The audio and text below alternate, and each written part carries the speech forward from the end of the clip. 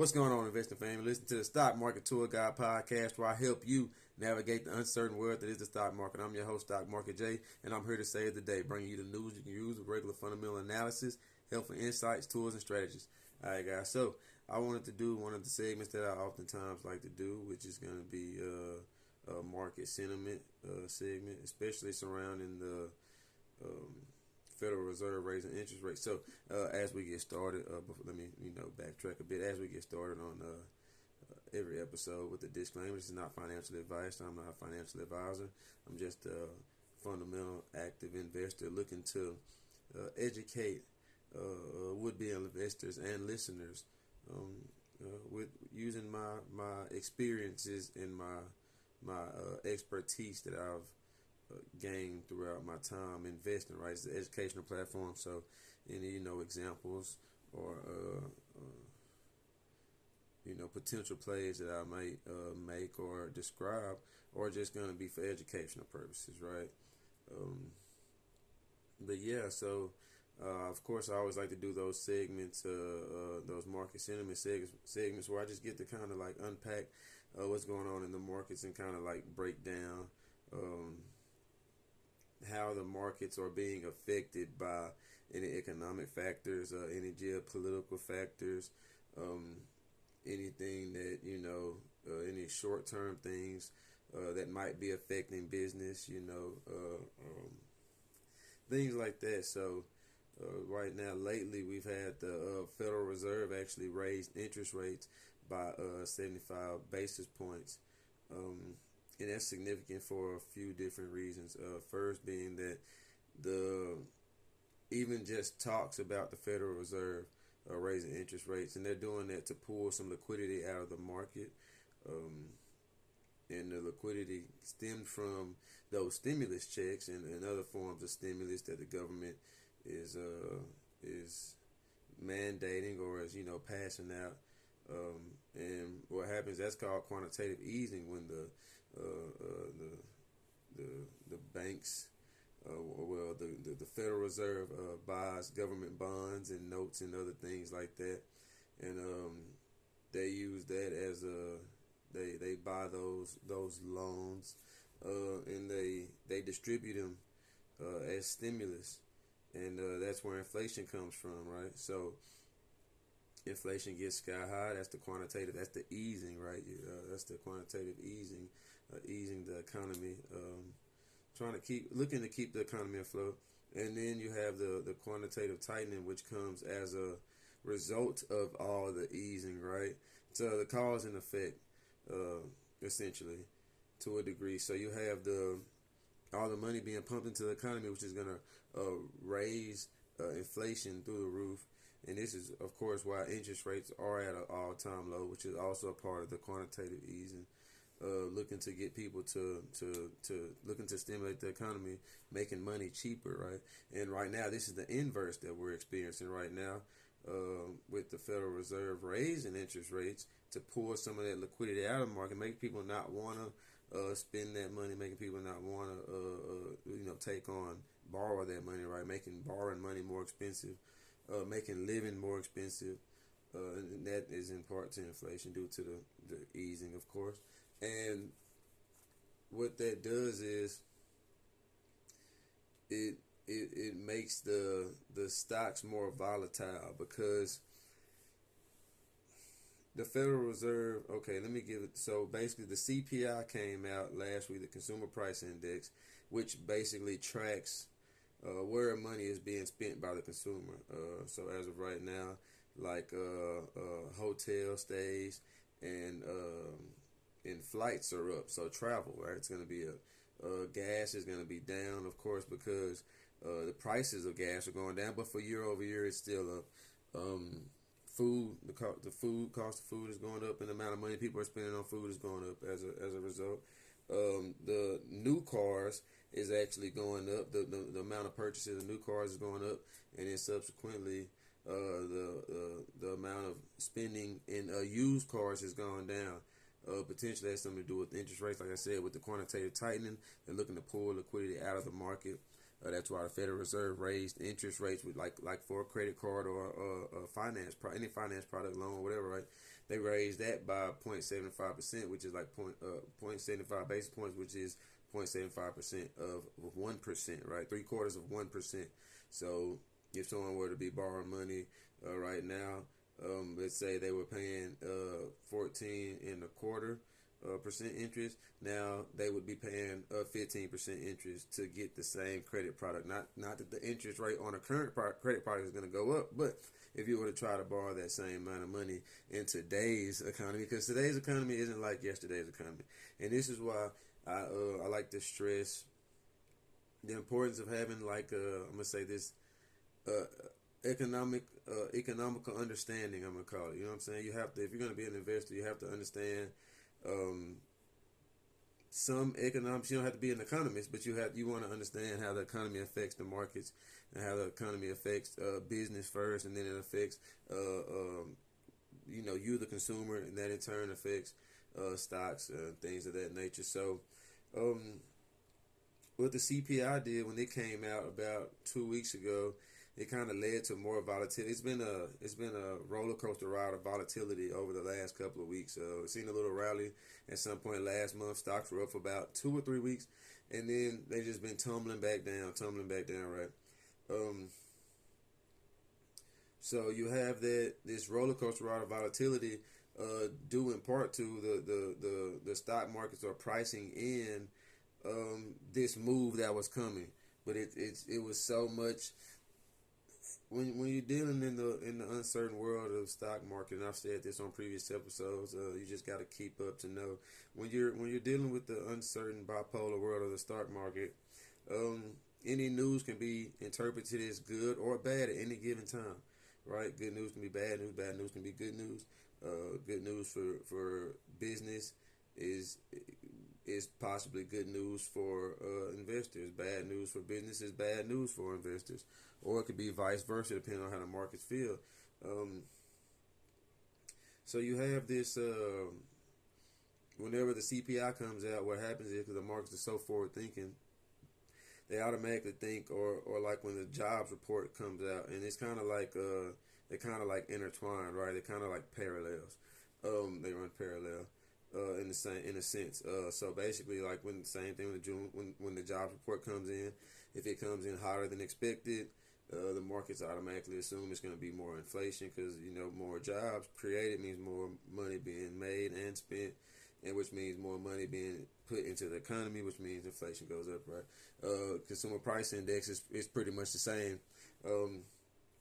Consumer price index comes out, and now all of a sudden, Mr. or Mrs. Market, the people on Wall Street, the very pessimistic people on Wall Street, they start to think that, hey, well, they start to understand, this is the economic factor, and they start to understand that, hey, CPI coming in red hot, that means the Federal Reserve would be most likely raising interest rates, but are they going to do a full percentage base point hike, or are they going to keep it at the 0.75? And this is actually crazy.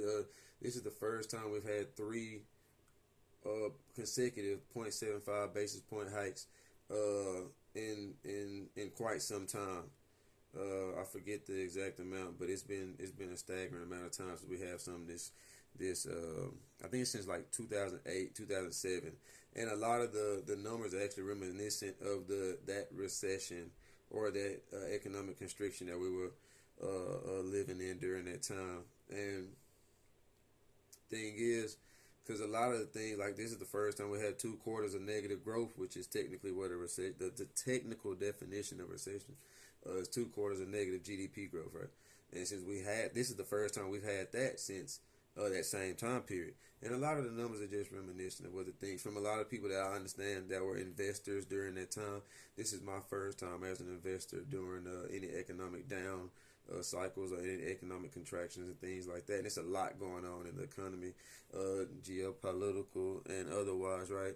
That kind of make this an interesting time to be an investor. That's why this is one of the greatest wealth transfers in history. So asset classes are going down, man. Stocks are definitely have been down. Crypto has definitely been down during this crypto winter and a bear market cycle.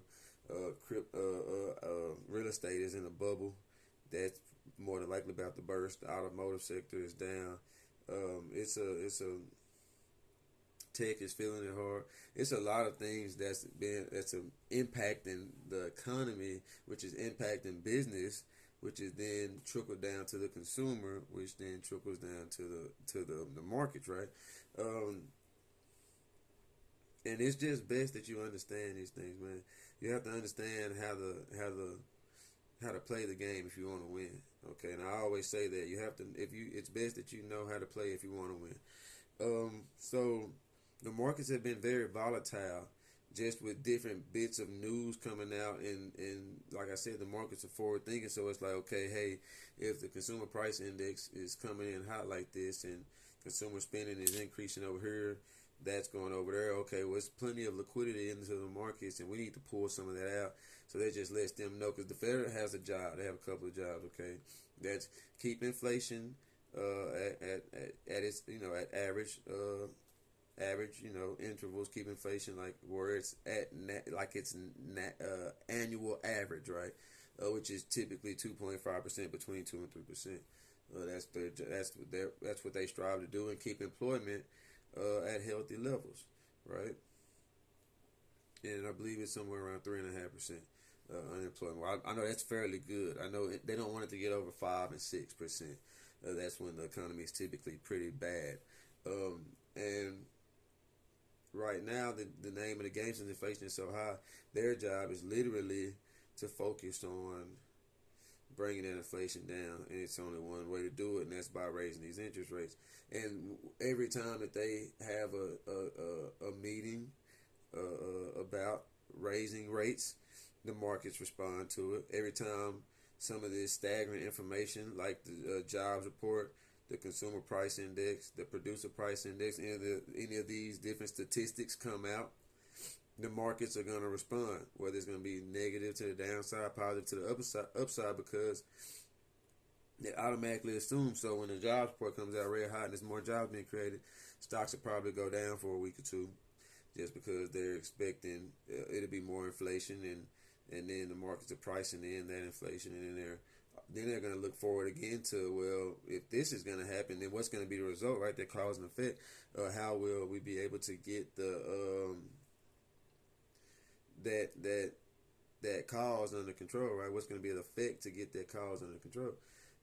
Same thing with the consumer price index, and that makes, with these different statistics coming out every month regularly. Well, we won't have another federal meeting again until, I believe, November. So they'll make another decision on whether they're going to raise the interest again around November, and they already made it perfectly clear if inflation hasn't cleaned itself up, then they're going to be raising interest rates again. They don't care. But this means that this will be a good time to, in my opinion, this is what I'm doing.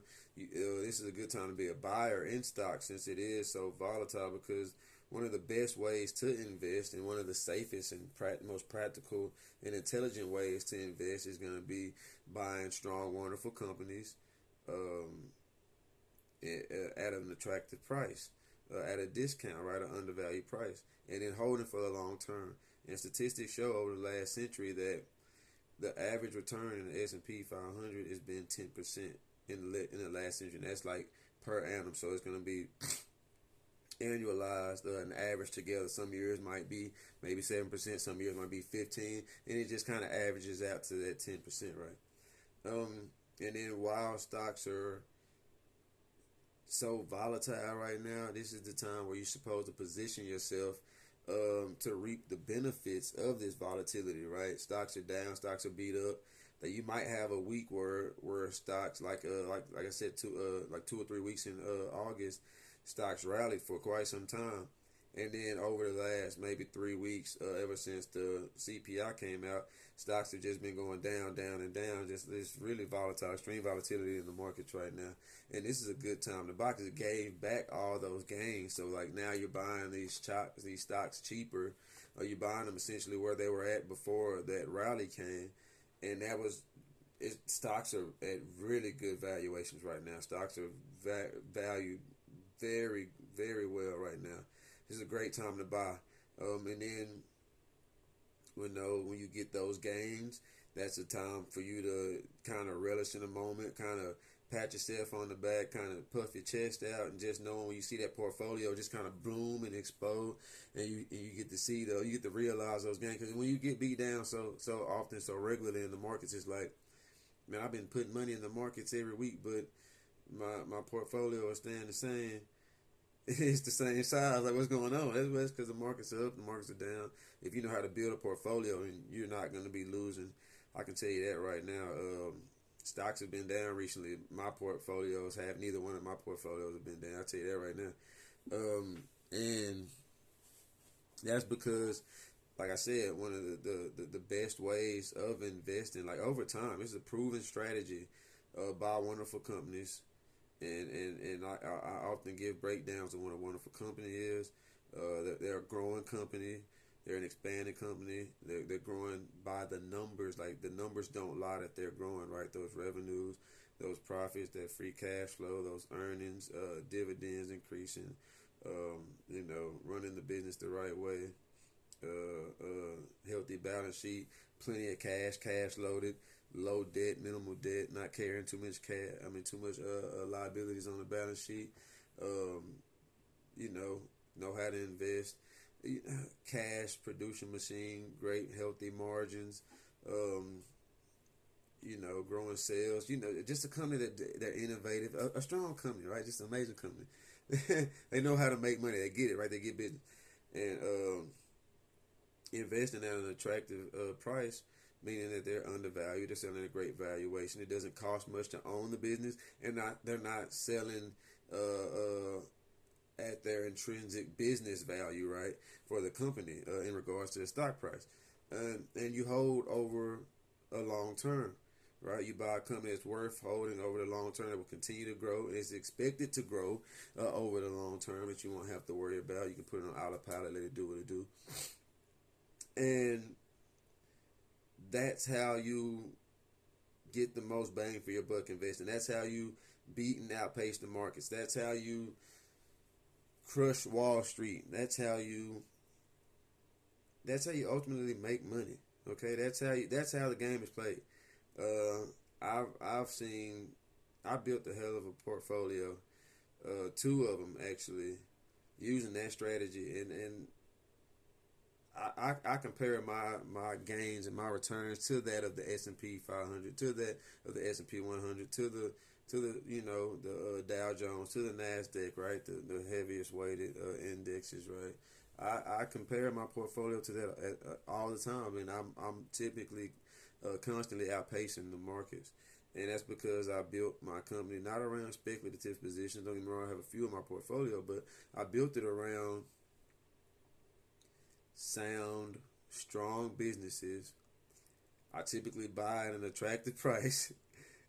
I've been holding over the long term, and guess what? When that price goes down, since I know it's a strong business, I know it's a great company because I did the fundamental research, I buy more of that business, which in turn makes me more money over the long term. And that's just one of the best strategies, man. You're investing into a strong, wonderful business. The name of the game is you want to keep being a buyer of that business. Okay, you buy more. You buy on the way down. That's what you have to understand, how volatility works in the markets, and you have to be able to use it to your benefit.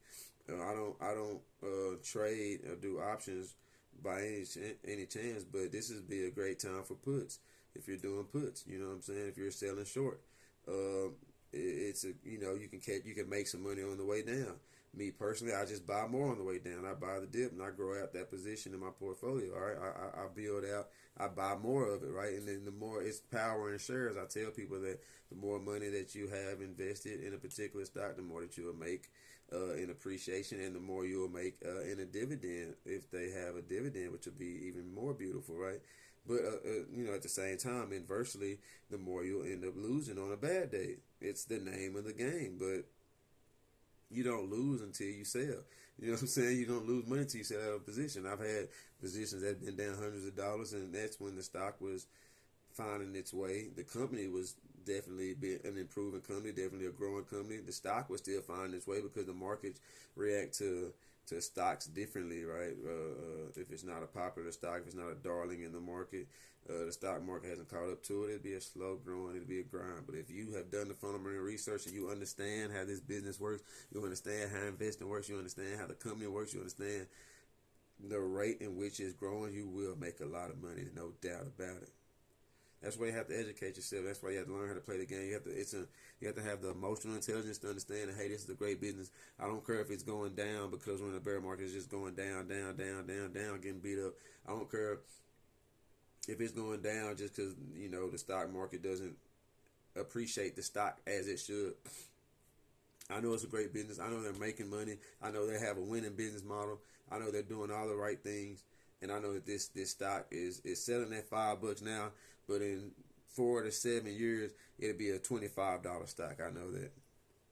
And that's why you stay invested, right? That's how you're able to buy more. When you're in a position that's down 40%, 50%. A lot of people are down right now in this bear market. This is how you stay invested. This is how you make more money over the long term, by understanding how the game is played, right? And that's why you have to be around someone that's educated, right? That's why you have to tune in to these podcasts. That's why you have to follow me on Facebook, Stock Market J. Follow me on Instagram, Stock_Market_J. Follow me on Twitter, Stock Market J1. Subscribe to my YouTube channel and hit that notification bell, Stock Market J. That's why you have to be tuned in to be able to understand how these things work. I've educated myself to be able to pass this knowledge and pass these gems on and pass this wisdom on to the other investors, right? You have to know how to play the game if you want to win, if you want to make the most money.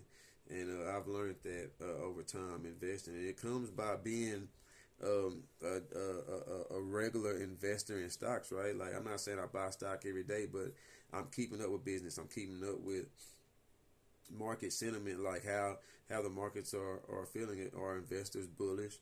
Are investors bearish? Are people sitting in all cash?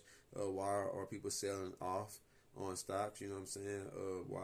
Why are the markets reacting the way they are? Why are they so volatile? What's going on in the economy? What's causing it to be like that? And then if you can identify a problem, then that means you can identify a company that's building a solution to that problem. And then when you find that company and you invest in it at an attractive price, that's where you're gonna make some good money. Yeah, that's where the money's made. You know what I'm saying? Finding a problem, investing in the price. You're not gonna be a part of the solution yourself. Be the people that's investing in the solution. that's how you're gonna make your money, right? That's how the game is played. All right. So yeah, investor family, man. I love that market sentiment, man. I can kind of talk about this all day, because I just get to run my mouth and just talk about just a plethora of different ideas or concepts and things of that nature, things that are going on in the markets, and different ways that I would attack them, different ways that the intelligent, practical investor would attack it, the best ways to capitalize on it, how you can make money on it. Like right now, and this is just a hot take for me.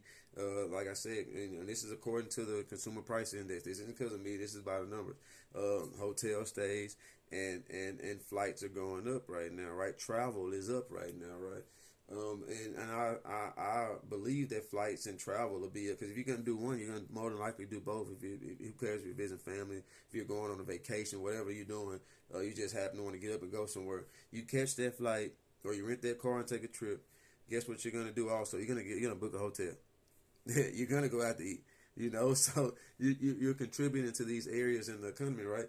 Why not find the hot spots and make a buck with it? You know what I'm saying?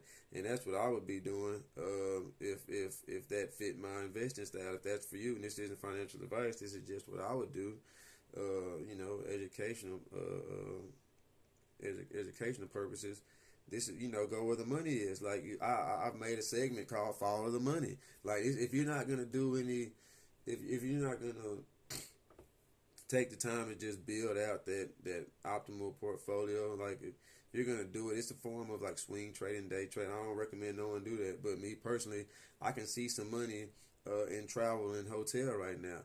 You do your fundamental research, do your fundamental analysis on a great hotel company, on a great airline. See which ones are selling that by way of fundamental research and analysis, right? By way of doing your homework, see which ones are selling at a attractive valuation, undervalued price, below market price for its intrinsic value as a business, and then you invest into it, and then you're gonna reap the benefits of it because travel and hotel stays are still hot right now, right? And it's gonna be hot because guess what you got coming at Thanksgiving?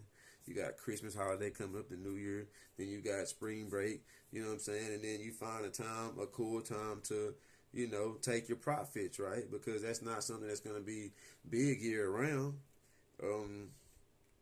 especially with the economy going the way it's going. But that's where some money is right now, right?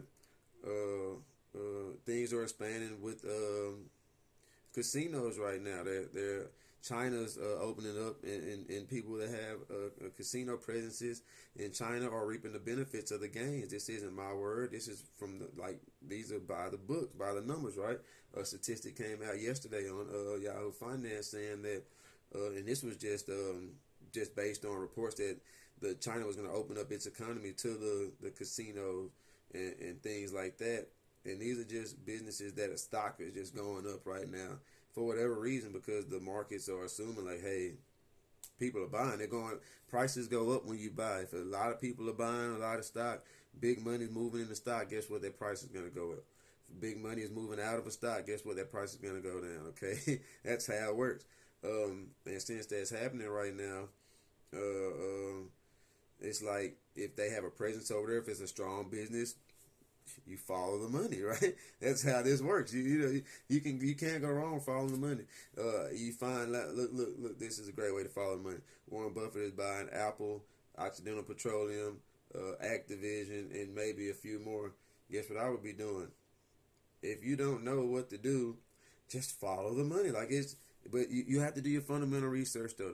Do not take that as just let me go buy this stock in these companies. Although they are great companies, I know at least Occidental Petroleum and Apple are for sure. Do your fundamental research, do your fundamental analysis, figure out why a all-time great like Warren Buffett is buying this stock, and then you go follow that ride. You go jump on that train, right? It makes sense. Whenever that big money goes into anything, you have to wonder why. Okay, it's a company. I can't remember what company it is. They just bought a bunch of Bitcoin. I'm not investing in crypto, but obviously people. That's an asset class people invest in. The people that actually know about it, and blockchain is going to change the future. It's kind of like how the internet did in the late 1990s and in 1999 to early 2000s, like somewhere in that area. Blockchain is going to disrupt the landscape of the marketplace and of society as we know it just through the blockchain technology. I do believe that. But yeah, you want to. If you just follow the money, man, that's a beautiful thing to do. Oil is up right now.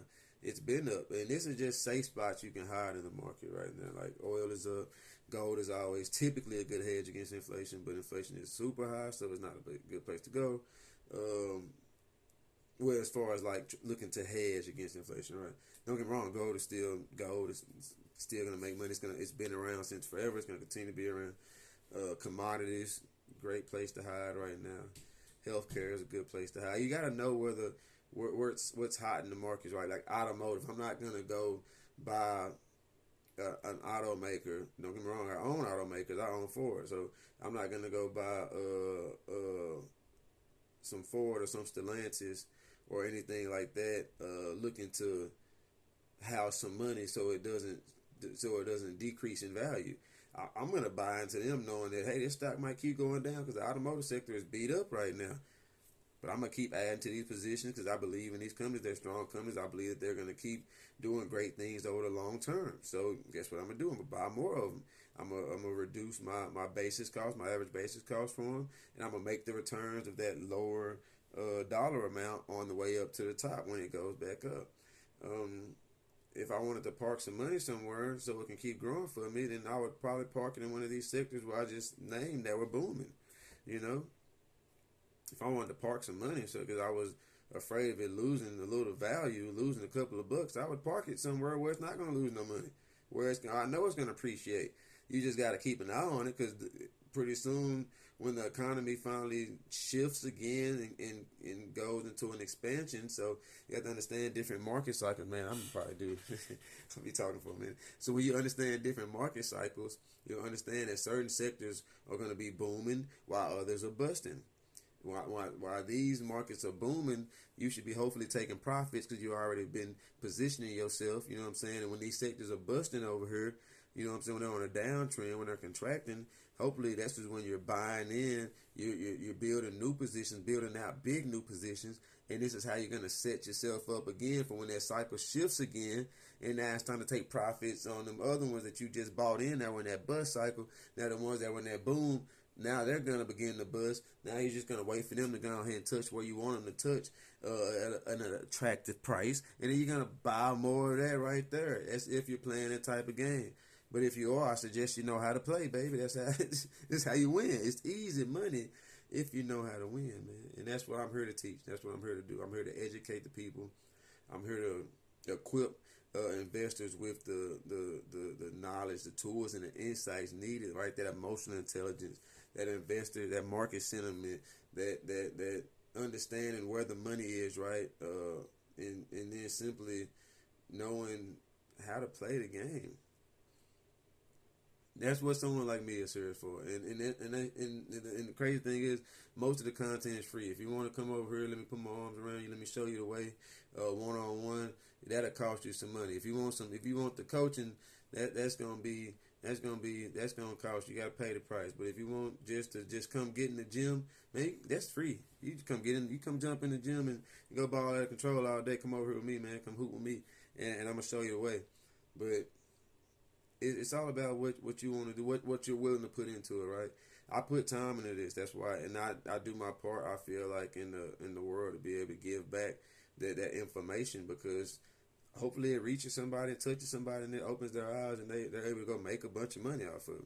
They're able to change the family's dynamic off of it. They're able to change break a generational curse off of it. But let's be honest here, it's a certain level of personal development that goes into investing, and then it's a certain level of financial intelligence, financial literacy, financial education that goes into it as well. So don't just think you're just going to jump into and start investing and think that you're going to be able to make some money. You're not who you need to be in order to make that money yet. I promise you that. But with time, with the right disciplines, the right habits, and then if you happen to come across the right people to help you out, you'll get there. That's how it goes. Man, I can talk about this all day. But all right, investing family. So it's been yeah. So market volatility due to the Federal Reserve raising interest rates has definitely been a thing. If you're smart, I hope you're capitalizing on it, and I hope you're building winning positions based around it. This is a great time to be a buyer of stock. This is a great time to be an educator of yourself, right? And understand how the markets work, understand how the economy affects the markets, understand how these geopolitical factors affect the markets, understand how different businesses or different statistics that come out will affect the markets, and understand how you can capitalize on these different effects, right, from these causes. And that's the most beautiful thing. You can figure out how to capitalize. You can figure out some solutions to these problems. You'll win the game every time. I promise you, mark my words. That's it, man. It's been a blast. I haven't done an episode this long time, guys. All right, guys. So I am your host, Stock Market Jay, and I have just said today. Peace.